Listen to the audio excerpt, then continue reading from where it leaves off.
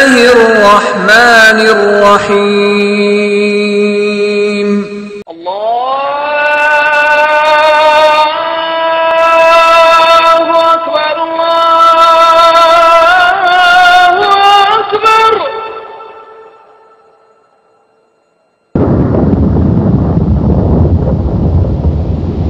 سبحان الله والحمد لله والله أكبر. سبحان الله والحمد لله والله أكبر. سبحان الله والحمد لله والله أكبر.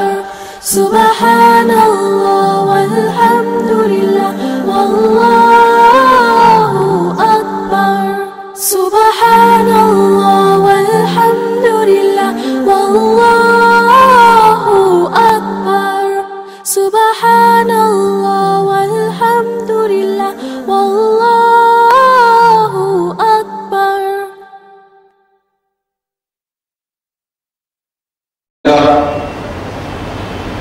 الحمد لله الذي نستعينه ونستغفره ونؤمن به ونتوكل عليه ونعوذ بالله من شرور انفسنا ومن سيئات اعمالنا من يهده الله فلا مضل له ومن يضلل فلا هادي له واشهد ان لا اله الا الله واشهد ان محمدا عبده ورسوله اما بعد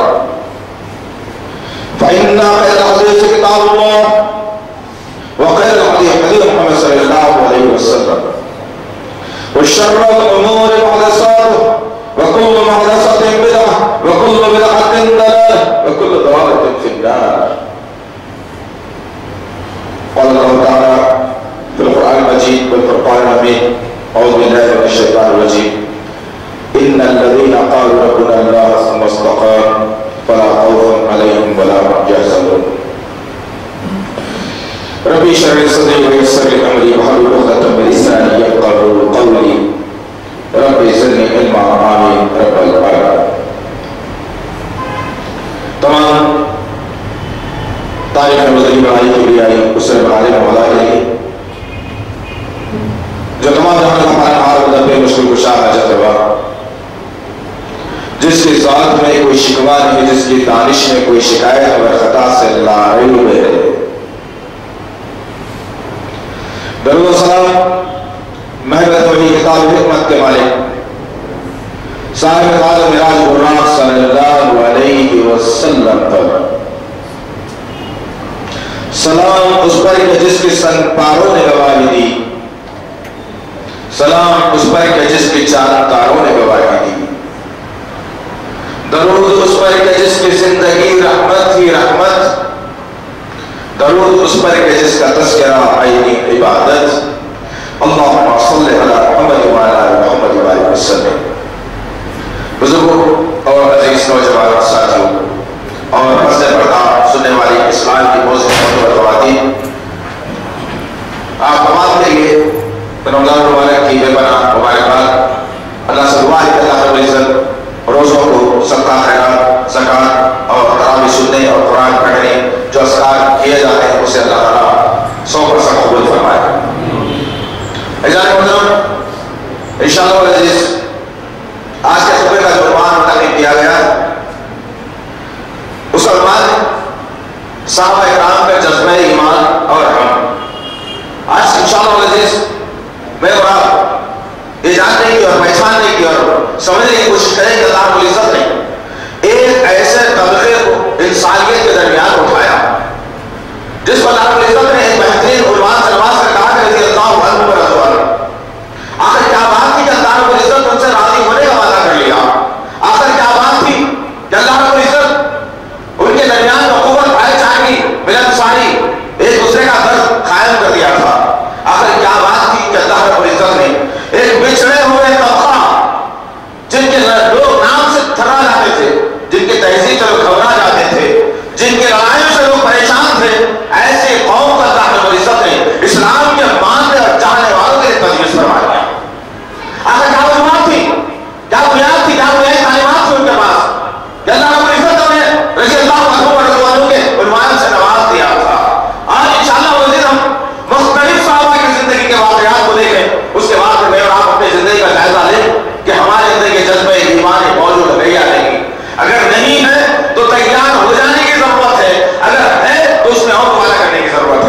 لیے کہ نبی کریم صلی اللہ علیہ وسلم فرماتے ہیں اور قرآن کی آیت بھی ہے کہ ایک ایمان والے کا ایمان اچھے عمل کرنے کی وجہ سے بڑھتا بھی ہے، برے عمل کرنے کی وجہ سے گھٹ بھی جاتا ہے. اور پھر ایک حدیث میں نبی کریم صلی اللہ علیہ وسلم نے فرمایا کہ ایمان والا کبھی اپنے عمل پر مطمئن نہیں ہوتا.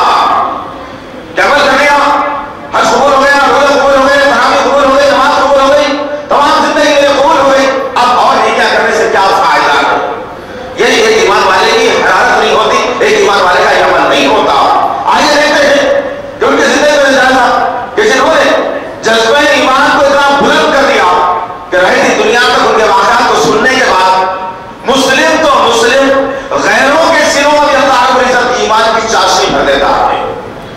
مسلم کا مسلم غیر بھی اسلام کی طرف مائل ہوتے، مسلمان کا ایمان بلند ہوتا ہے، ایمانی حرارت تیز ہوتی ہے، کچھ کرنے کا عزم اور حوصلہ پیدا ہوتا ہے ان کی زندگیوں سے جن کو اللہ رب العزت نے مکے کی سرزمین پر چن چن کر نبی کا ساتھی بنایا، اسلام کا سپہ سالار بنایا، اسلام کے لیے ڈھال بنایا اور پھر چن چن کر انہیں جنت کا مستحق بنا دیا اللہ رب العزت.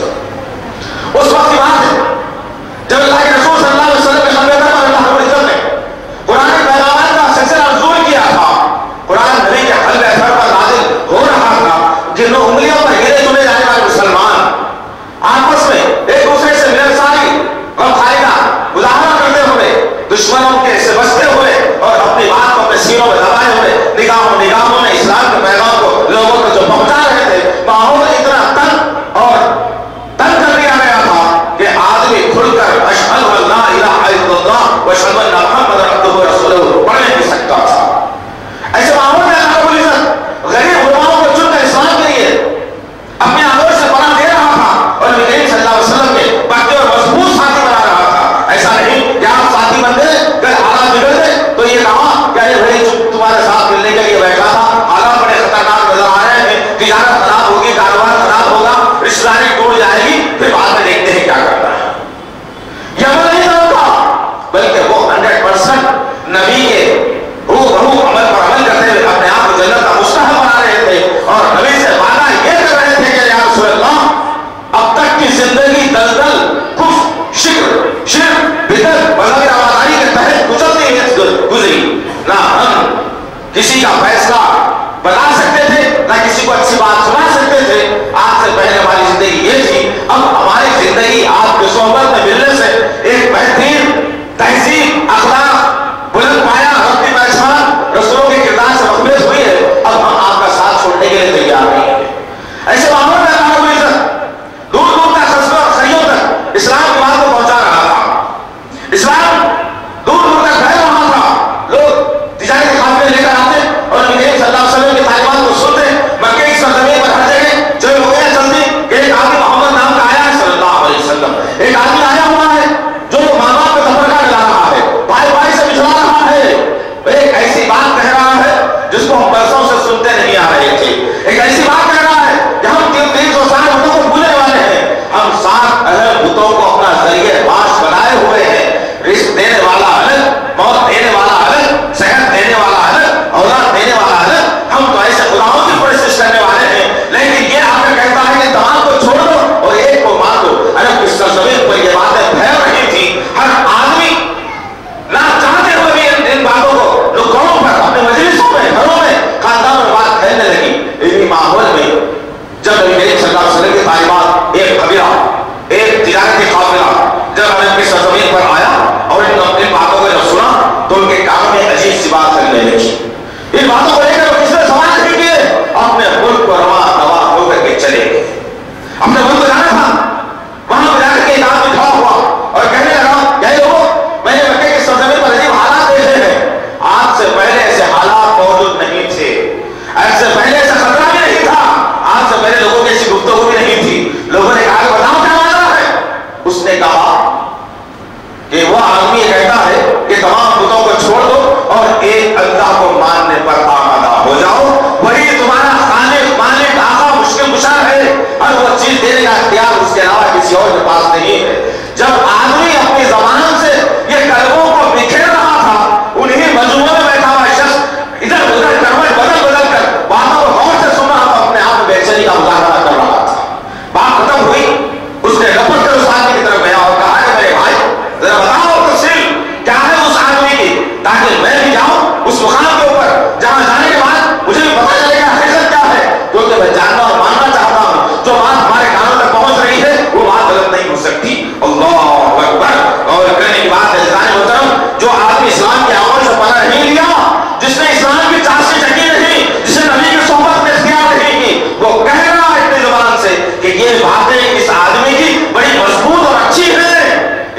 تسلیم کرنا ضروری ہے. آج افسوسناک بات یہ ہے کہ 1400 برس کا عرصہ گزر گیا, لوگ مسجدوں میں نماز پڑھنے والے بھی ہو گئے, نبی کا نام لینے والے بھی ہو گئے, نبی پر درود بھیجنے والے بھی ہو گئے, عاشقان رسول پیدا بھی ہو گئے, نبی کے نام کی میلاد بنانے بھی آ گیا, نبی کی جشن میلاد میدانے بھی آ گیا, نبی کے طریقے پر اپنے آپ کو ڈھالنے کا طریقہ سیکھا نہیں, نہ سکھانے آیا. آج اگر بات آتی ہے پھر سے پلٹ کر وہی کہ اگر ایک اللہ کو مان لو, اوروں کے دروں پر جانا بند کر دو, خبر پرستی کے نظام کو ختم کر دو, نبی کی سنتوں کو لے لو, بدعتوں کو ختم کر دو, تو وہی سوالات عرب کی سرزمین کے اٹھ کر کے آئیں گے. لیکن جائزہ اس بات کا لیجیے واقعات کے اندر کہ ابھی وہ اسلام کی آغوش میں پناہ نہیں لیے, لیکن جن کے سامنے نبی کی بات آئی تو انہوں نے کہا یہ آدمی غلط نہیں کہہ رہا, مجھے اس سے ملنا ضروری ہے. آج تو میرا مسلمانوں کا یہ ہو گیا کہ حقیقت کی بات جب سامنے آئی تو مساجد کو الگ کر لیا مسلمانوں نے. ان کی مسجد ہے اس میں نہیں جانا, ان کی مسجد ہے اس میں نہیں جانا. نعوذ باللہ من ذالک, اعوذ باللہ. اس پھر ہر مسجد سے اذان جو بلند ہوتی ہے اللہ اکبر کے نعرے سے بلند ہوتی ہے. ہر مسجد میں امام فرض نماز میں جہری اور سری نماز کے اندر سورہ فاتحہ سے نماز کا آغاز کرتا ہے, السلام علیکم ورحمۃ اللہ کے عنوان سے نماز کو ختم کرتا ہے, رکوع ایک کرتا ہے, سجدے دو کرتا ہے. ہر نماز کا طریقہ بھی کوئی تبدیل نہیں, اذان کا طریقہ بھی کوئی تبدیل نہیں, نماز کا پڑھنا کوئی الگ نہیں, لیکن اس کے باوجود مسلمانوں کو تفریق واضح کر مساجد کو الگ کر دیا. مختصر بات کیا عزیزان محترم, واجب میرے سے اٹھا اور مکے کی سرزمین کا رخ کر لیا. مکے کی سرزمین پر آیا, قدم رکھا مکے کی سرزمین پر. جتنے بھائی نے باتیں بتائی تھی اس سے کہیں زیادہ دردناک منظر عرب کی سرزمین پر دیکھتا ہے. ادھر ادھر دیکھنے لگا, کوئی آدمی بات کرنے والا نہیں, کوئی آدمی ملنے والا نہیں. اس نے یہ کیا, اب معاملہ یہ ہے کہ کوئی جان پہچان کا نہیں, کوئی قافلے کا نہیں جس سے میں جان پہچان بات کر سکتا ہوں. لہٰذا اس آدمی نے اپنے آپ کو نڈھال پایا اور کعبے کی دیوار کو ٹیک لگا کر بیٹھ گیا. کعبے کی دیوار کو ٹیک لگا کر ایسے بیٹھا, ادھر ادھر دیکھنے لگا کہ شاید وہ شخصیت جس کے بارے میں سن چکا ہوں وہ میرے سامنے سے گزرے گی تو میں ہاتھ پکڑ کر پوچھ رہا ماجرا کیا ہے, لیکن کوئی ایسا چہرہ اس آدمی کو نظر نہیں آتا. ایک دن کا فرض لگ گیا, دوسرا دن آیا, وہ آدمی ایسے ہی کہنے میں کہ کون ہے وہ آدمی جس کے بارے میں سن رہا ہوں, آدمی نظر نہیں آتا. یہی وہ عمل کا مقام ہے کہا, اس مقام سے ہٹے آدمی جائے گا کہاں. انتظار میں تھا کہ سامنے سے ایک 5 یا 6 سال کا لڑکا اپنے ننھے ننھے قدموں کو ڈال کر جا رہا تھا. آدمی میرے سامنے لڑکا شکار کی طرح اس پر حملہ کیا اور ہاتھ کو پکڑ کر بازو بٹھا لیا اور بچے سے دیکھا پہلے لگا کہ وہ کون آدمی ہے جس کے تعلیمات سے لوگ منحرف ہو رہے ہیں, جس کے تعلیمات کو لوگ چھوڑ رہے ہیں, جس کے لوگ مخالف ہو رہے ہیں, جس کے بارے میں سن چکا ہوں آدمی کہاں ملے گا مجھے. وہ کوئی اور نہیں حضرت علی رضی اللہ تعالیٰ عنہ تھے جو چھوٹے پن میں جنہوں نے اسلام قبول کر لیا. نبی کریم صلی اللہ علیہ وسلم کے چچیرے بھائی بیٹھ کر حضرت علی نے کہا کہ دیکھو وہ سامنے راستہ جو جانا ہے سیدھا, اس راستے کو پکڑ کر چلنا, میں آگے آگے جاؤں گا, تم میرے پیچھے پیچھے آ, میرے پیچھے پیچھے جب تم آنا تو کہیں دشمن کو یہ نام پتا چلے کہ میں تمہیں اس گھر تک لے جا رہا ہوں, اگر کسی کو شک ہو جائے تو میں اپنا جوتے کا تسمہ سیدھا کرنے کے بہانے بیٹھ جاؤں گا, تم مجھے کلام کر سیدھا راستہ چلے جانا, وہ راستہ سیدھا اس شخص کے گھر تک جانے والا ہے. پروگرام طے ہو گیا, چلنے لگے, راستہ گزرتا رہا, دشمن کو مشکلات نے بتا کو پتا چلا کہ یہاں لڑکا اس آدمی کو اس شخص سے ملانے کے لیے لے جا رہا ہے. لوگ تعاقب میں لگ گئے, پیچھا کرنے لگے.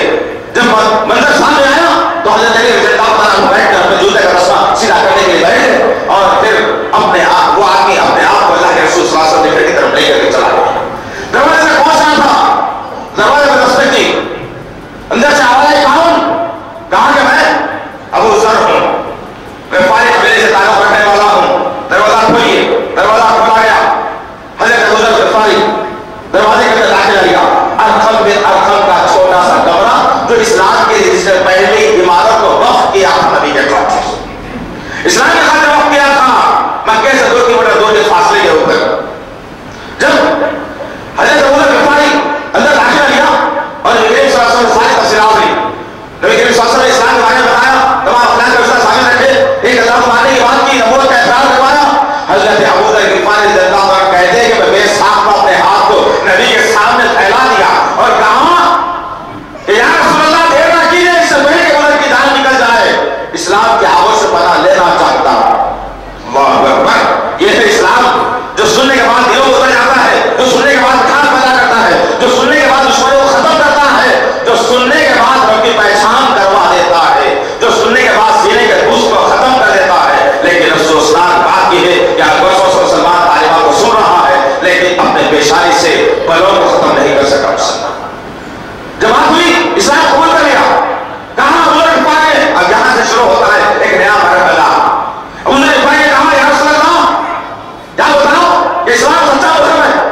بھائی کعبے کی سرزمین پر 2 دن سے بیٹھا ہوا ہوں, کوئی اللہ کا نام لینے والا نہیں, اب میں مسلمان ہو گیا ہوں, اب چین سے کیسے بیٹھوں؟ میں کعبے کی سرزمین پر جاؤں گا اور وہاں پر آپ کے کلمے کی تکبیر کو بلند کروں گا. نبی کریم صلی اللہ علیہ وسلم نے سمجھایا اور کہا جذبے سے کام مت لو, اپنے علاقے میں جاؤ, اپنے قصبے میں جاؤ, گاؤں میں جاؤ, وہاں پہ لوگوں کو اسلام بتاؤ, اسلام سمجھاؤ. اس کے بعد پھر کچھ دن کے بعد آنا, حضرت ابو ذر غفاری کہتے ہیں یا رسول اللہ اسلام کے بتانے سے پہلے اگر میری موت آئے تو میں اللہ کے سامنے کیا جواب دوں؟ یہ جذبہ تھا مسلمانوں کے پاس, یہ سوچ فکر تھی کہ کسی طریقے سے اسلام کا پیغام لوگوں تک پہنچ جائے. حضرت ابو ذر غفاری نکلے اور کعبے کے دروازے کی طرف آئے اور کعبے کے دروازے کے سامنے کھڑے ہوئے اور نعرہ بلند کر دیا, کہا کہ اشہد لا الہ الا اللہ واشہد ان محمد عبدہ ورسولہ. ایسے الفاظ بلند کرنا تھا, سارے کے سارے قبیلے ٹوٹ پڑے اور ابو ذر غفاری کو لو رحمان کر دیا گیا. کس پاداش میں کیوں مارا گیا؟ بندے نے کیا کہا تھا؟ صرف یہی کہ گواہ ہے کوئی بات کی نہیں ہے کوئی معبود, اس کا شریک کوئی نہیں, وہ اکیلا ہے. اور محمد صلی اللہ علیہ وسلم اللہ کے بندے اور رسول ہے. جب نعرہ بلند ہوا تو لوگوں کے سینوں پر سانپ لوٹنے لگے اور پھر اتنا مارا گیا کہ آپ بے ہوش ہو گئے. ایک طرف سے حضرت عباس رضی اللہ عنہ کا گزر ہوا, آپ نے دیکھا کہ ایک آدمی کو مارا جا رہا ہے, قریب آئے دیکھا, لوگوں کو ڈرا دھمکا کر رکھ کیا اور کہا کس کو مار رہے ہو سوچو, تمہارے تجارتی خاطے اسی کے ملک اور شہر سے ہو کر کے جاتے ہیں, یہ غفاری قبیلے کا آدمی ہے, خطرناک قبیلہ ہے, تمہارے تجارتی مال کو لوٹ لے گا. لوگوں کے دلوں میں خوف پیدا ہوا, لوگوں نے اس کو چھوڑ دیا. زخمی حالت میں نبی کی خدمت میں حاضر ہوئے, کہا یا رسول اللہ کوئی معاملہ نہیں, یہ معاملہ ہونا تھا ہو گیا, میں اپنے قبیلے کی طرف جاتا ہوں. نبی کریم صلی اللہ علیہ وسلم نے کہا کہ جاؤ اپنے گاؤں مسلمانوں خاندان والوں دوست احباب کو اسلام کی تعلیم پہنچاؤ.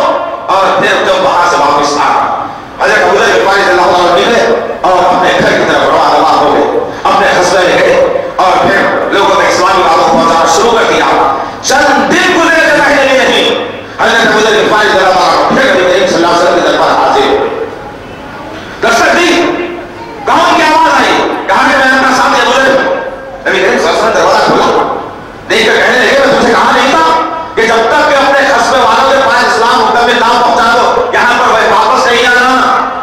ایمان والے نے جذبہ ایمان کا مظاہرہ کرتے ہوئے مسکرایا اور کہا یا رسول اللہ ذرا باہر قدم تو نکالیے, کچھ لوگ ہیں جو آپ کے منتظر ہیں.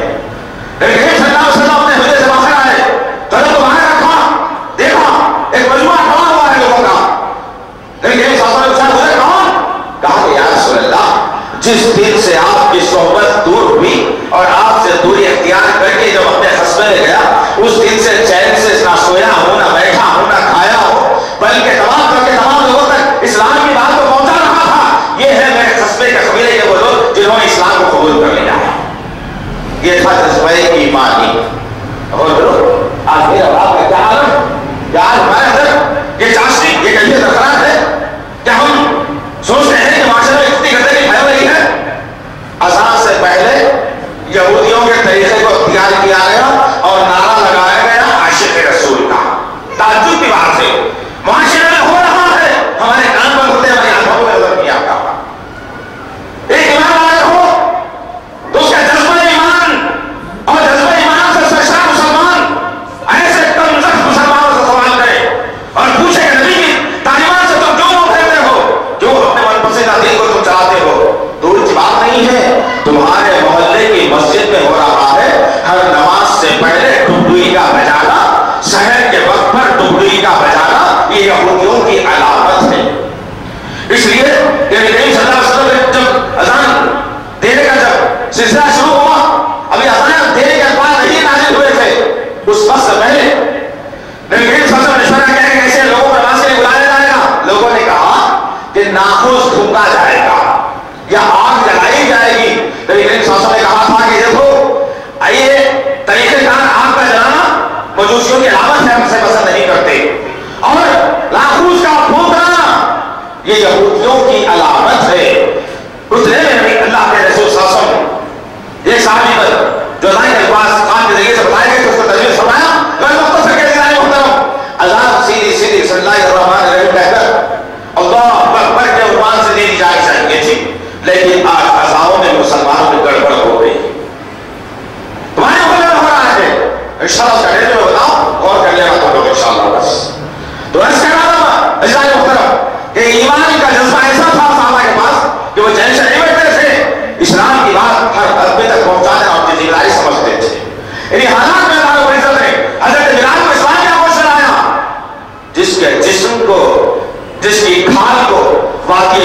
کے پہاڑوں پر ڈال کر گھسیٹا گیا تو کھال نکلنا شروع ہو گئی تھی. لیکن جذبہ ایمان یہ تھا کہ عمل کا نام لگانے سے بتا پیچھے نہیں ہٹتا. ایک طرف ابو بکر غریب مسکین آدمی, دشمنوں نے دونوں طرف سے پکڑ کر اتنا دبایا ایک کمزور آدمی کو کہ دونوں طرف کی پسلیاں ٹوٹ گئی, لیکن اسلام کو نہیں چھوڑا اس آدمی نے. حضرت سمیہ جان کو دیکھا زمانہ کریں, اسلام کی شہید خاتون کا احساس اس کے حصے میں آیا, لیکن اسلام کو انہوں نے نہیں چھوڑا. حضرت یاسر کو قتل کر دیا گیا, شہید کر دیا گیا, لیکن انہوں نے لا الہ الا اللہ کے پرچم کو نہیں چوتر نہیں دیا. حضرت عمار کو دو گھوڑوں کے درمیان میں رکھ کر بیچ میں سے چیر دیا گیا. چیرنا گوارا کر لیا, لیکن اسلام کی بات کو چھوڑنا انہوں نے گوارا نہیں کیا, جس کی بنیاد پر اللہ رب العزت نے کہا رضی اللہ عنہ ورضوا عنہ. اور درو اسلام مطلب یہ اسلام ہے, اسلام اور اسلام کا مذہب بنا دیا, مسجدوں کے نام الگ الگ رکھ کر مذہب بنا دیا, نبی کے طریقوں کو الگ الگ رکھ کر مذہب بنا دیا. قیامت کے دن صحابہ کی جماعت سے ہمارا آمنا سامنا ہوگا تو پوچھیں گے وہ لوگ کیا بدبختو, ہم نے اولاد کو گوایا, ہم نے رزق کو گوایا, ہم نے صحت کی فکر نہیں کی, ہم نے جان کے نذرانے پیش کر کے اسلام کے چمن کو ہرا بھرا کیا تھا, تم نے کیا کیا بتاؤ؟ کیا جواب دیں گے بے اولاد؟ یہی کہیں گے کہ نہیں مجھے اہل سنت جماعت پیاری تھی, میں اس میں کام کرتا رہا, قبر پرستی کا نظام قائم کرتا رہا. جواب ہوگا تجھے, جواب دینا پڑے گا. وہ کرنے کی کوئی بات نہیں رہے گی. زبانوں پر بات کر دیا جائے گا, جسموں کے اعضاء بند کر دیے جائیں گے, ایک اسکرین پر ڈال کر تمام تمہارے حالات کو بیان کر دیا جائے گا. حالات بنا نہیں ترقی کی سرزمین کے سن 6 نوبت 6 سال کا عرصہ بچے کی سرزمین پر بڑے ہی دردناک انداز میں گزر رہا تھا. کئی لوگ موت کے گھاٹ پائے گئے, کئی لوگوں کو شہر بدل کر دیا گیا, کئیوں کے بالوں کو لوٹ لیا گیا, کئی نوجوانوں کو خیر و بند کی زنجیروں میں بند کر کے ریت میں ڈر کر مٹا دیا گیا. یہ حالات مکے کی سرزمین سے پر چل رہے تھے. 6 سال تک سن 6 نبوت میں ایک عجیب انقلاب اسلام کے اندر داخل ہوا. نبی کریم صلی اللہ علیہ وسلم نے دیکھا یہ حالات بڑے دردناک ہیں, حالات بڑے بد سے بدتر ہوتے جا رہے ہیں. اللہ کے رسول صلی اللہ علیہ وسلم ارقم بن ارقم کے مکان میں ہے, رات کا 3را پہر ہے. اللہ کے رسول صلی اللہ علیہ وسلم اپنے نبوت والے ہاتھوں کو اپنے بارگاہ کی دربار پر پھیلا دیا اور کہا اللہ اسلام کا کمزور ہوتا جا رہا ہے, غریب مسکین لوگ جن کی بات کو سننے والا نہیں, اسلام کے لیے کسی طاقت کو مہیا فرما دے. عرب کی سرزمین پر 2 طاقتور لوگ ہیں, ایک عمر بن حشام ابو جہل ہے اور ایک عمر بن خطاب کا بیٹا عمر ہے. اے اللہ دونوں میں سے کوئی ایک طاقت کو اسلام کے لیے قبول فرما لے. دعا ہوئی, ہاتھ زمین پر گرے. دوسرے دن صبح میں ابو جہل اپنے گھر سے نکلا, بڑی تیز بڑے بڑے قدموں بڑھاتے ہوئے حکیم کے درمیان میں آیا, بیٹھ گیا اور تمام عرب کے قبیلوں کو جمع کرنا شروع کر دیا. تمام عرب کے قبیلے جمع ہوئے, آواز لگائی, کوئی آدمی اپنے گھروں میں نہیں رہے گا, کوئی نوجوان اپنے گھروں میں نہیں رہے گا, کوئی عورت اپنے گھروں میں نہیں رہے گی. ہر آدمی کے لیے لازم و ملزوم ہے کہ وہ آدمی مکے کی سرزمین پر آ جائے. تمام لوگ اپنے اپنے دروازہ کھولے, ابو جہل کی آواز پر لبیک کہتے ہوئے جمع ہونا شروع ہو گئی. یہ کوئی ایمان والوں کی مجلس نہیں تھی, اسلام دشمنوں کی مجلس تھی. تمام لوگ جمع ہوئے, جمع ہونے کا ابو جہل کھڑا ہوا اور نچلا تقریر کرنا شروع کر دیا, جس سے لوگ نعرے بلند کرنا شروع کر دیے.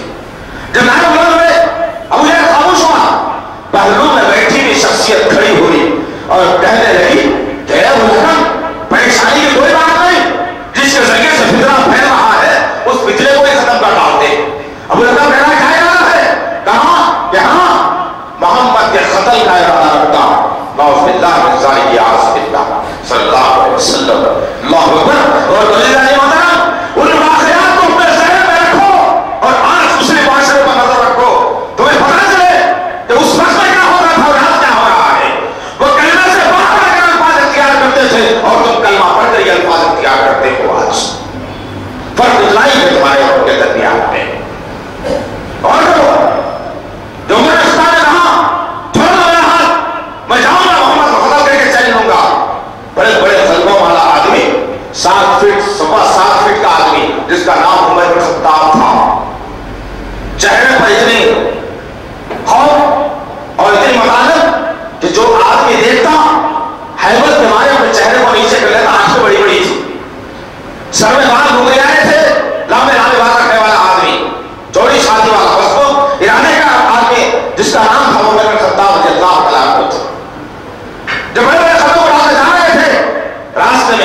سعید رضی اللہ عنہ سے ملاقات ہوئی، پوچھا ارادہ ہے کہاں کا ہے؟ اے خطاب کے بیٹے عمر، حالات تو صحیح نظر نہیں آ رہے ہیں، کہاں جانے کا ارادہ ہے؟ کہا تمہارے ساتھی محمد کو قتل کرنے جا رہا ہوں۔ ایمان والے کا دل لرزنے لگا، فوری زبان سے ایک ساتھ الفاظ نکلے، اے عمر محمد کو قتل کرنے سے پہلے صلی اللہ علیہ وسلم اپنے گھر کا ذرا رخ بھی کر لینا، اپنے گھر میں جا کر دیکھو جس تعلیم کو تم ختم کرنا چاہتے ہو تعلیم تمہارے گھر میں پنپ رہی ہے۔ اللہ اکبر، ایک مرد آخن کا ماتھے پر پسینہ آیا اور اپنے آپ کو بے قابو کرتا ہوا وہ آدمی اپنے گھر کی طرف روانہ ہوا۔ جیسے گھر میں پہنچنا تھا باہر کھڑا ہوا ہے آدمی، الفاظ کانوں پڑھ رہے ہیں، سورۃ طٰہٰ کی ابتدائی آیتوں کی تلاوت چل رہی ہے گھر کے اندر۔ جا کر بھائی نے دستک دی بہن کے گھر پر، اندر سے آواز آئی کون؟ کہا کہ تمہارا بھائی عمر۔ بہن پریشان ہوئی، بہن میں پریشان ہوئے کہ بات کھولی گئی۔ عمر بن خطاب داخل آ گیا گھر میں، جا کر کہتے ہیں کہ کام کر رہی تھی بہن، بتا دینا صحیح۔ بہن نے انکار کیا، بھائی کا اصرار ہوا، پھر بہن نے انکار کیا۔ بھائی نے اٹھا کر بہن اور بہن بھائی کو پکارنا شروع کر دیا، اتنا مارا کہ بہن کے سر، جسم، گال، ہونٹ سے خون رسنا شروع ہوا، بہن میں بے ہوش ہو کر گر پڑا۔ عمر بن خطاب کہتے ہیں کہ ایسی کیا چیز ہے جو جان دینے پر آمادہ کرتی ہے لیکن زبان سے نہیں نکلتی؟ اللہ اکبر۔ اور پھر اس رائے محترم عمر بن خطاب نے کہا کہ بہن وہ الفاظ مجھے بھی سنا دینا۔ پلٹ کر بہن نے کہا کہ نہیں تم نجس ہو، مشرک ہو، تم نہا کر آؤ، غسل کر کے آؤ، تم الفاظ میں سناؤں گی، یہ قرآن کے الفاظ ہیں۔ بھائی آتا ہے، غسل کر کے آتا ہے، بہن ابتدائی آیت کو سنا کے سنتا آگی جسے بتایا گا نہیں ہے کوئی معبود سوائے ایک اللہ کے، اس کی پناہ میں آ جاؤ، کامیاب ہو جاؤ۔ بہن نے پڑھ کر سنی، بھائی کے دل میں اللہ نے ایمان کی چاشنی کو داخل کر دیا تھا۔ عمر بن خطاب نے کہا کہ میں اس جگہ جا رہا ہوں جہاں تمہارے آقا بیٹھے ہوئے ہیں۔ بہن نے روکنے کی کوشش کی، بہن کا ہاتھ چھڑایا، ارقم بن ارقم کے مکان کا رخ کر دیا۔ ہاتھ میں کھلی تلوار ہے، ارقم بن ارقم نے بتایا کہ رخ کرتے ہوئے جا رہے ہیں۔ عمر بن خطاب ابھی ایمان داخل نہیں ہوا، ایمان سینے میں اترا نہیں۔ جانے کے بعد دیکھتے کیا ہے کہ باہر دروازے پر حضرت عباس اور حضرت بلال رضی اللہ عنہ نگرانی کر رہے ہیں، حضرت حمزہ اور حضرت بلال رضی اللہ عنہ نگرانی کر رہے ہیں۔ بلال نے دیکھا کہ خطاب کا بیٹا عمر بن خطاب لے کر آ رہا ہے، اب نہ جانے کیا معاملہ ہونے والا ہے۔ حضرت حمزہ نے کہا کہ خیر کا معاملہ لے کر آنا تو ٹھیک ہے ورنہ کام تمام کر دیں گے۔ جیسے ہی عمر بن خطاب رضی اللہ عنہ قریب ہے، پوچھا اندر محمد صلی اللہ علیہ وسلم ہے؟ ہاں۔ کس ارادے سے؟ حمزہ نے پوچھا، کہا کہ ارادہ نہیں ہے۔ دروازہ کھولا گیا، محمد صلی اللہ علیہ وسلم دو زانوں پر بیٹھے ہوئے اللہ کی حمد و ثنا بیان کر رہے تھے۔ عمر بن خطاب رضی اللہ عنہ اندر داخل ہوئے، چہرے کو دیکھا، کسی شاعر نے کیا خوب بات کہی ہے، نگاہ برق نہیں چہرہ آفتاب نہیں، نگاہ برق نہیں چہرہ آفتاب نہیں، وہ آدمی ہے مگر دیکھنے کتاب نہیں۔ عمر بن خطاب رضی اللہ عنہ کی نگاہ نبی کریم صلی اللہ علیہ وسلم چہرے انور پر پڑی، دل کے اندر ایمان روشن ہو گیا، اور وہ تلوار جو نبی کے قتل میں ہی اٹھتی تھی آپ نے زمین پر اٹھی دسا دی، اور دو زانوں گھٹنوں پر بیٹھ کر کہنے لگے اشہد ان لا الہ الا اللہ واشہد ان محمد رسول اللہ۔ ایمان داخل آیا عمر بن خطاب نے، یہاں ایمانی جذبہ کیا ہوتا ہے؟ ہم برسوں سے مسلمان ہیں لیکن نماز کا صحیح طریقہ سیکھ نہیں سکے، ہم برسوں سے مسلمان ہیں برابر قرآن پڑھنے ہمیں نہیں آتا، ہم برسوں سے مسلمان ہیں خبر پرستی چمڑیوں سے بیٹھنا ہمیں نہیں آیا، ہم برسوں سے مسلمان ہیں لوگ ہاتھوں میں بنائے بتوں کی پوجا کر رہے ہیں ان کو اکٹھا کی تعریف دینا ہمیں نہیں آیا، ہم برسوں سے مسلمان ہیں وہ مسلمان معاشرے کی تعمیر ہمیں نہیں آئی، لیکن ان کے پاس جو جذبہ تھا دیکھنے والی بات یہ ہے کہ عمر بن خطاب رضی اللہ عنہ ابھی اسلام کی آمد میں جس نے پناہ لی اور کلمہ پڑھ کر مشرف اسلام ہوئے اور کھڑے ہو کر کہنے لگے یا رسول اللہ میرے سوال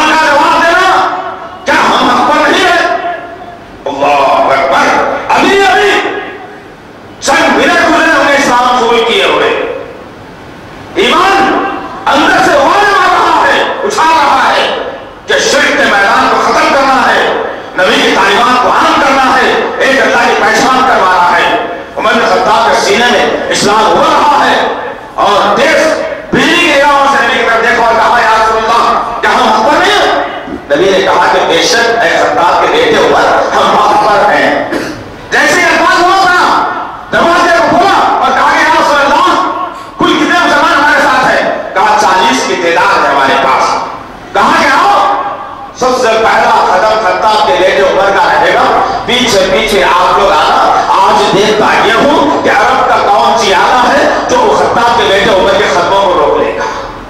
اللہ اکبر. کیا ایمانی جذبہ کا ذوق ہے محترم؟ حالات کے تھپیڑوں میں گزر جانا مسلمان کا وتیرہ بن چکا ہے. قرآن کے کچھ قانون کو تم مانتے ہو, قرآن کے کچھ قانون کو تم چھوڑ دیتے ہو, پھر بھی کہتے ہو کہ میں مسلمان ہوں. قرآن کی تعلیمات کو کچھ لیتے ہو, کچھ چھوڑ دیتے ہو, پھر بھی کہتے ہو میں نبی کا ماننے والا ہوں. قرآن کی تعلیمات کو سیکھتے نہیں, سمجھتے نہیں, آتے نہیں, سکھاتے نہیں, پھر بھی کہتے ہو کہ میں جنت نبی کے ساتھ رہوں گا. تو یہ دعوے تو اس وقت کے منافقین بھی کرتے تھے.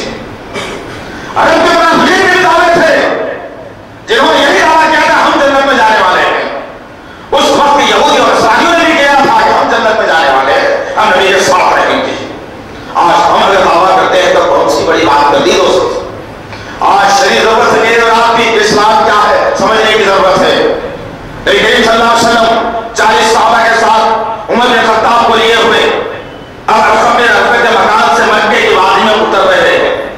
عمر بن خطاب ابھی اسلام لایا اور اپنی زبان سے نعرہ بلند کر رہا ہے, اے عرب کی سرزمین کی ماؤں, اگر تم چاہتے ہو کہ تمہارے بیٹے شہید ہو جائیں تو خطاب کے بیٹے عمر کا سامنا کر لینا. اے میری بہنوں, تم چاہتے ہو کہ تم بیوہ ہو جاؤ, تمہارے بیٹے یتیم ہو جائیں تو خطاب کے بیٹے عمر کے خطبوں کو روک لینا. آج دیکھتا ہوں کہ مکے کی سرزمین پر نبی کو سجدہ کرنے سے کون روکتا ہے. اللہ اکبر. عزیزان محترم, تاریخ شاہد اس بات کی کہ کوئی مائیکا لال عرب کی سرزمین پر پیدا نہیں ہوا. کسی کی تلوار عمر کے طرف اٹھ نہیں پائی, کسی کی نگاہ عمر کی آواز سے چراغ پہ اٹھ نہیں پائی, کسی کی آواز عمر کی آواز سے بلند ہو نہیں پائی. اس لیے کہ ایمان کا جذبہ ایسا تھا کہ جب ایمان کا جذبہ مسلمان کے پاس آ جاتا ہے تو دنیا کی ہر طاقت پہ ہیچ نظر آتی ہے, کمزور نظر آتی ہے. لیکن ایسی قوم جو بہادر بنا کے بھیجی گئی تھی, بہادر نبی کی بہادر قوم, انقلابی نبی کی انقلابی قوم, آج یہ قوم محبوب بن گئی, آج یہ قوم غلام بن گئی, آج یہ قوم اوپر بن گئی, آج یہ قوم فقیر بن گئی, آج یہ قوم بھیک منگی بن گئی, آج یہ قوم یتیم بن گئی, آج یہ قوم معاشی طور پر پریشان ہو گئی. کیوں؟ اس لیے کہ ہمارے اندر ایمانی جذبہ کم پڑ گیا, ایمانی جذبہ کمزور پڑ گیا ہے. ہم چاہتے نہیں کہ اسلام کی آواز میں پناہ لیتے ہوئے اسلام کی سربلندی کے لیے کام کریں. نہ چہرے نبی کے ملتے ہوئے, نہ لباس نبی کے طریقے کے مطابق, نہ بات چیت نبی کے اخلاق کے مطابق, نہ کھانا پینا سونا نبی کے مطابق, نہ اولاد کی تربیت نبی کے مطابق, نہ عبادت نبی کے طریقے کے مطابق, پھر بھی نبی کے ماننے والے ہیں. پھر بھی یہ خواہش ہے کہ نبی کے ساتھ جو جنت میں حفاظت ہو جائے. نعوذ باللہ من ذالک, یعوذ باللہ.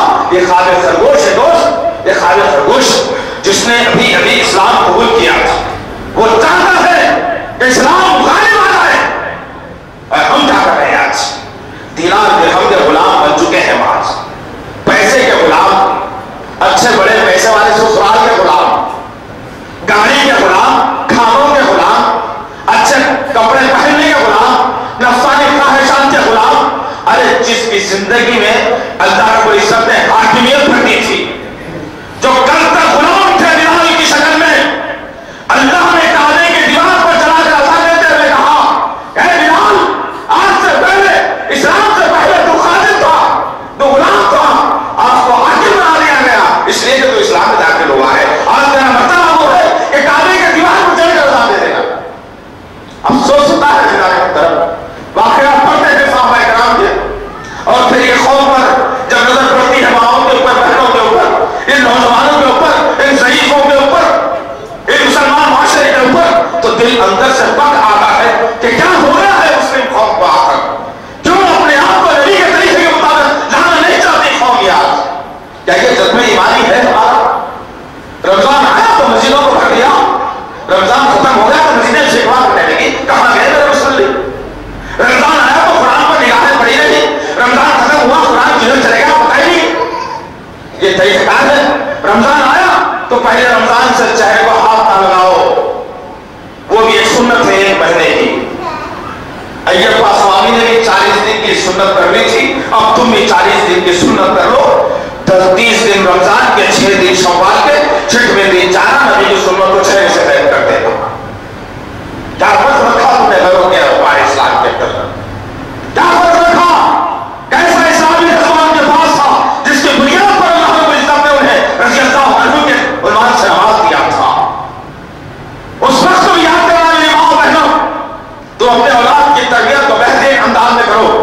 جس طرح سے صحابیات کیا کرتی تھی اس وقت کو یاد کرنا. نبی کریم صلی اللہ علیہ وسلم کی سگی پھوپھی حضرت صفیہ رضی اللہ تعالیٰ عنہ، حضرت عثمان کا انتقال ہوا. زبیر رضی اللہ تعالیٰ عنہ چھوٹے سے تھے. جب چھوٹے تھے عرب کی سرزمین کی بارش سے بھی لوگ واقف ہیں، گرمی سے بھی لوگ واقف ہیں، سردی سے بھی لوگ واقف ہیں. جب بارش کا موسم آتا تو چھوٹے بچے کو کپڑے جسم سے کھینچ لیتی ماں اور ٹھنڈے پانی میں برہنا کر کے کھڑا کر دیتی. لوگ دیکھ کر کہتے کہ ظالم ماں ہے، بچے کے ساتھ یہ سلوک کرتی ہے. ماں کوئی جواب نہیں دیتی. گرمی کا موسم آتا گرم گرم ریت میں بچے کو بھجاتی ہے، کہتی ہے کہ جاؤ وہاں سے وہاں تک تم ریت کا سفر طے کر کے آنا.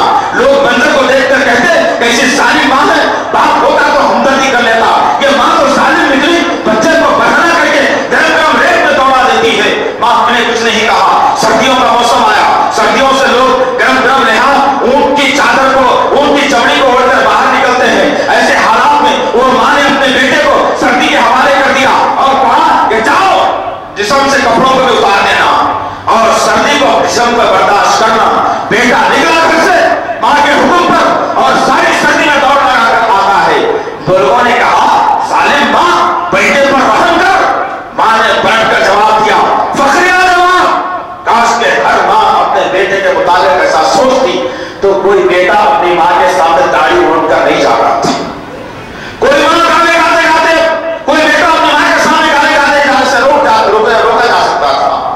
لیکن ماں نے اپنے بیٹوں کی تربیت ایسے نہیں کی، جس کی وجہ سے آج اولاد آپے سے باہر ہو گئی اور لڑکیاں آپے سے باہر ہو گئی، لڑکیاں آپے سے باہر ہو گئے. ماں نے کہا لوگوں تم سمجھتے ہو کہ میں اپنے بیٹے کو دشمنی کر رہی ہوں؟ ہرگز نہیں. میں اسے نبی کا بہترین ساتھی بنانا چاہتی ہوں. آج یہ چھوٹا ہے، تمام تکالیف کو برداشت کرے گا. جب بڑا ہوگا نبی کے ساتھ جہاد میں شامل ہوگا، نبی کے لیے نبی کے ساتھ اسلام کی شکل ملنے کے لیے رہے گا. جب ماں نے الفاظ دہرائے 6 سال یا 7 سال کی عمر کو حضرت زبیر بن عوام رضی اللہ عنہ پہنچتے ہیں. ماں کے گھر پر کچھ لوگ جمع ہیں اور بیٹے کی شکایت دے کر کے آئے ہیں. کہتے ہیں اے صفیہ بیٹے کو سنبھالنا، بیٹے کو ذرا بنا لینا. ماں نے کہا کیا ہوا؟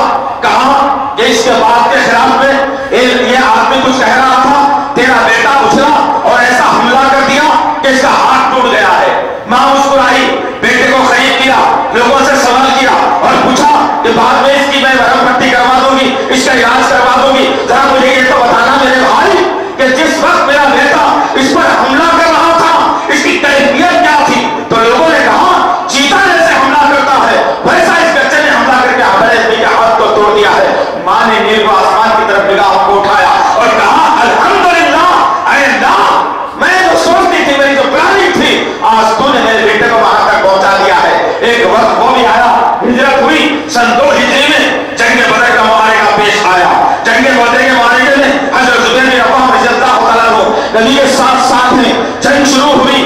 جنگ جب شروع ہوئی تو زبیر بن عوام رضی اللہ تعالیٰ عنہ ایک اونچا ٹیلا ہے جو نیچے کی جانب ڈھلان بنا ہوا ہے، نیچے سے دشمن کے اوپر وار کر رہے ہیں. دشمن بڑا قلیل ہے، زبیر بن عوام پر وار کرنے جا رہا ہے. نبی کریم صلی اللہ علیہ وسلم نے اپنے ماننے والے کو لڑتے ہوئے دیکھا اور کہا ہے لوگوں دیکھو کون لڑ رہا ہے، میرا بھائی لڑ رہا ہے، زبیر لڑ رہا ہے. اور سن لو جو آدمی کٹ کر زمین پر گرے گا وہ جہنمی کہلائے گا.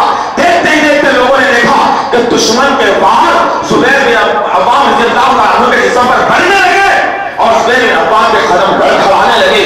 صحابہ کرام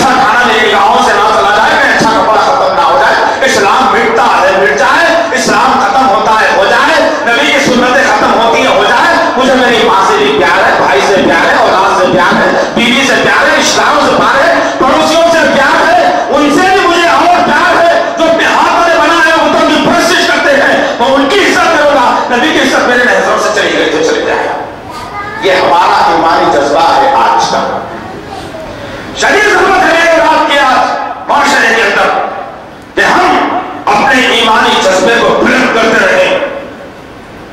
دنیا پرست مسلمان بننا ضروری ہے مسلمان کے لیے. ہم کیا چاہتے ہیں؟ نبی کی سنتیں مٹی ہے اور ہم تماشے بنتے رہے. اللہ کے علاوہ لوگ غریب نواز بھی کہتے ہیں, بندہ نواز بھی کہتے رہے. لوگ ان کو لالخواب دے کر کے ان سے منتیں مانگ کر کہتے رہے کہ دینے والی ذات کو اللہ نے یہ ذریعہ ان کا بن گیا. یہ ساری باتیں معاشرے میں ہوتی رہے اور تم تماشے بن کے دیکھتے رہو. اذان سے پہلے السلام علیکم یا رسول اللہ کا نعرہ لگاتا جاتا رہے اور تم تماشے میں بنے رہو. بدعتیں ہوتی رہے تم تماشے میں بنے رہو. شادی بیاہ میں گانا بجانے کا رواج چلتا رہے تم اس میں ناچ کر خوش ہوتے رہو. یہ ہے جذبہ ایمان. یہ ہے ایمان کا جذبہ ہے مسلمان کے لیے. ہرگز نہیں پہنچ سکتا جائے محترم. ایک آخری بات تو سنائے, مجھے بات میں ختم کر دوں گا. اس لیے ایک شدید ضرورت ہے کہ ہمارا ایمانی جذبہ بڑھنا اور ہم اپنے آپ کو ٹٹولنا کہ صحابہ کے پاس کتنا جذبہ ایمانی تھا اور ہمارے پاس آج کیا ہے. جس کو بنا پڑھنا انہیں نماز رہا تھا, سرخور کر رہا تھا, ان کی پریشانی دور کر رہا تھا. آج مسلمان بار بار دعا کر رہا ہے پریشانی دور ہو جاؤ, اپنی پریشانی بڑھ رہے ہو. صحت کے بارے میں دعا ہو رہی ہے, صحت بگڑ رہی ہے. معاشیت کے بارے میں دعا ہو رہی ہے, معاشیت تباہ ہو رہی ہے. غریبی کے بارے میں دعا ہو رہی ہے, غریبی بڑھ رہی ہے. سود کے بارے میں دعا ہو رہی ہے, سود بڑھ رہا ہے. یہ کیوں ہو رہا ہے اس رات محترم؟ میں اور آپ بیٹھ کر تلاش کریں کہ آپ ماجرا کیا ہے, آخر وجہ کیا ہے کہ برائیاں بڑھ رہی ہیں, اچھائیاں ختم ہو رہی ہیں. وجہ کیا ہوگی اس کی اہم ترین وجہ یہ ہے کہ ہم نے کام کرنا بند کر دیا ہے. صحابہ کرام کا جیسا جذبہ ہمارے اندر سے ختم ہو چلا ہے. ہم یہ سمجھتے ہیں کہ ان کا نام لے کر جنت میں چلے جائیں گے, بڑا ممکن سی بات سے. اس وقت کو یاد کرنا ہے نبی کریم صلی اللہ علیہ وسلم ہجرت کے بعد مدینہ منورہ کو مرکزی مملکت کا مرکز مقام بنا دیا تھا. اب جنگ تبوک کا معاملہ آیا. جو جنگ تبوک کی بات ہوئی اس وقت مسلمانوں کے پاس زیادہ مال زر نہیں تھا, بہت پریشانی کے حالت میں مسلمان تھے, پیسے بھی زیادہ نہیں تھے, سواری ہتھیار بھی نہیں تھے مسلمان کے پاس. نبی کریم صلی اللہ علیہ وسلم نے کہا چلو بہت بڑی جنگ ہونے والی ہے, روم اپنے تمام تر طاقت کے ساتھ اسلام کا حملہ بولنے والا ہے, اس کو اپنے شہر میں آنے سے پہلے اسے بارڈر پر روکنا ہے, جس کے لیے کافی اونٹوں کی ضرورت رہے گی, کافی گھوڑوں کی ضرورت رہے گی, کافی ہتھیار کی ضرورت رہے گی, کافی پیسے کی ضرورت رہے گی, کافی لشکر کی ضرورت رہے گی. تمام تر باتیں جب مکمل ہو رہی تھی نبی کریم صلی اللہ علیہ وسلم نے ساتھیوں کے سامنے بات کو رکھا اور کہا کہ جاؤ اپنے اپنے گھروں کو جانا, جس کے پاس جتنی استطاعت ہے اتنے مال کو لے کر آنا اور اسلام کے لیے دے دینا. اللہ اکبر. نبی کا سوال ماننے والوں کے سامنے تمام کے تمام لوگ اٹھے, مسجد خالی ہو گئی, نبی تنہا تنہا اکیلے مسجد کے اندر بیٹھے. ہر آدمی اپنے گھر کی طرف رواں ہوا اور اپنی استطاعت کے مطابق مال کو لا کر مسجد نبوی کے صحن میں ڈال رہا ہے. مال جمع شروع ہوا, ہر آدمی آ کر دیا. ایک صحابی جن کے پاس کچھ نہیں تھا پریشان ہوئے, اللہ کے رسول کی بات میرے پاس تو کچھ نہیں ہے, عجیب وقاری میں نہیں, عجیب سے ملک رہنے والا ہوں, کوئی اسلام ہے جن کے پاس سے مال کے لانے کا, نبی کو کیا چاہنا لے کر کے جاؤں گا. انہوں نے سوچا ایک یہودی کے پاس ایک دن کے لیے کام کرتا ہوں. یہودی کے پاس گئے اور جا کر کہنے لگے کہ بھائی ایک دن کا کام ہے تو دے دو. یہودی نے کہا یہاں ایک ڈول ہے, اس سے پانی سیننا ہے اور فلاں مقام پر ڈالنا ہے. صحابی ہے اور ڈول گولی میں ڈالا اور جیسے سیننا شروع کیا, دیکھتے کیا ہے کہ ڈول کے اندر چھید پڑے ہوئے, سوراخ پڑے ہوئے ہیں. پانی کو جیسے کھینچتے ہیں پانی آدھے سے زیادہ کم ہو جاتا ہے, اتنا ہی پانی لیتے ہیں اور اس مقام پر ڈالنا شروع کرتے ہیں. صبح سے شام تک بنتا ہے ایمان والا کھینچتا رہا, ہاتھوں میں زخمی ہو کر کے خون رسنا شروع ہو جاتا ہے. جب خون رسنا شروع ہوا یہودی کہتا ہے کہ بس ختم کر دینا, رسی پر پورے کا پورا خون لگ گیا, ہاتھوں میں کمزوری شروع ہوئی, بھوک سے غشی تاری ہوئی. یہودی کہتا ہے کہ جاؤ وہاں پر میں نے کچھ کھجوروں پر رکھا ہے, تمہاری سارا دن کی مزدوری میں کھجور ہے, اسے اٹھا کر لے جانا.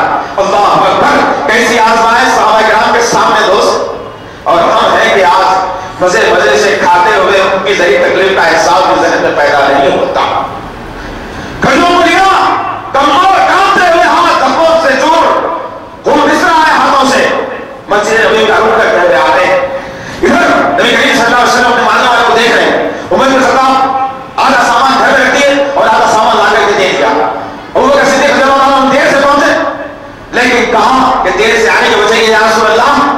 گھر سے ایک ایک کیلے کو کھا کر لایا ہوں، کوئی چیز گھر میں نہیں چھوڑا ہوں۔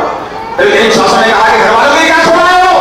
کہا کہ یا رسول اللہ، اللہ اور اس کے رسول کی محبت کو گھر والوں کے لیے چھوڑ آیا ہوں، تمام مال آپ کی خدمت میں لا کر ڈال دیا ہوں۔ نبی کریم صلی اللہ علیہ وسلم اپنے ہاتھوں سے اس سامان کو جما رہے تھے۔ ایک طرف سے ایمان والا آدمی جس کے ہاتھ زخموں سے چور ہیں، زخموں سے خون نکل رہا ہے، ہاتھ کام رہے ہیں، ہاتھ میں چھوٹی سی کھجور کی پوٹلی رکھی ہوئی ہے، لا کر نبی کے پاس کہتے ہیں کہ یا رسول اللہ، دینے کے لیے کچھ موجود نہیں تھا، کھانے کے لیے بھی نہیں ہے، رہنے کے لیے بھی نہیں ہے، کوئی جاننے والا بھی نہیں ہے، لہذا میں نے یہودی کے پاس کام کیا، اس نے میرے ہاتھ میں حالت کر دی، یہ نذرانہ لایا ہوں یا رسول اللہ، اسے قبول فرما لیجیے۔ لہذا نبی کریم صلی اللہ علیہ وسلم نے اور سب سے مال کے اوپر رکھ کر کہا یہ تمام کھجوروں کے نیچے والا مال ظاہر ہے ان کھجوروں کے سامنے۔ اللہ اکبر۔ اور ضرور یاد مطلب یاد بھی اور آپ کی کیا حالت ہے کہ ہم اسلام کے لیے خرچ کرنا نہیں چاہتے، ہم اسلام کے لیے دینا نہیں چاہتے۔ آدمی کو غریبی کا خوف اتنا بیٹھ گیا کہ ارے بھائی اللہ کے خاطر 100 روپے دے دوں گا تو کہاں سے آئیں گے؟ اللہ اکبر۔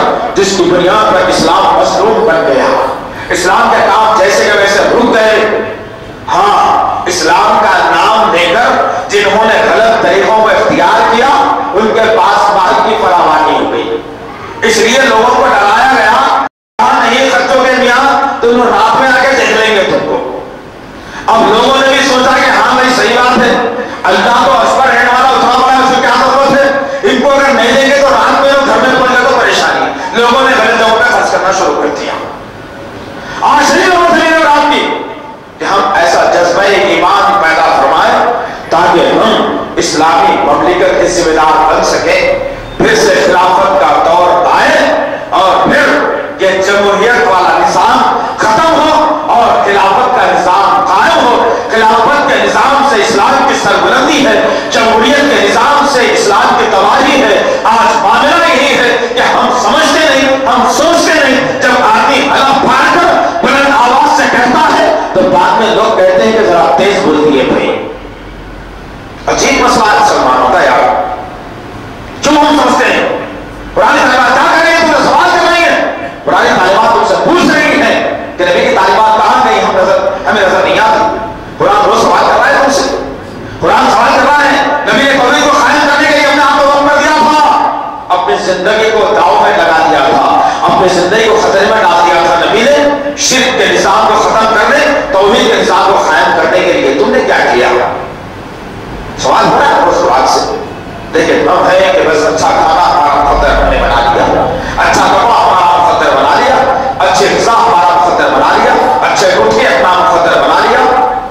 بڑے تمام ساری خواہشوں کی غلامی میں مسلمان جی کر سمجھتا ہے کہ اسے جنت ملنے والی ہے، تو ہرگز جنت نہیں ملے گی۔ اگر اس کے بارے میں جاننا ہو تو قرآن کا مطالعہ کرنا، قرآن کو سمجھنا، قرآن کو پڑھنا، پھر قرآن کیا جواب دے گا وہ جواب قبول کرنا، اپنے زندگی میں ایک انقلاب برپا کرنا۔ اللہ سے دعا ہے کہ اللہ رب العزت جو مجھے کہا گیا ہے کہنے والے کو، سننے والے کو صحیح طور پر عمل کرنے کی توفیق عطا فرمائے۔ اے میرے پاک پروردگار، یہ مبارک مہینہ ہمیں تو دیا ہے، اے میرے اللہ شاید آئندہ رمضان میں ملے یا نہ ملے، اس کی ایک ایک ساتھ کو تیرے ذکر میں رہنے والا بنا دے۔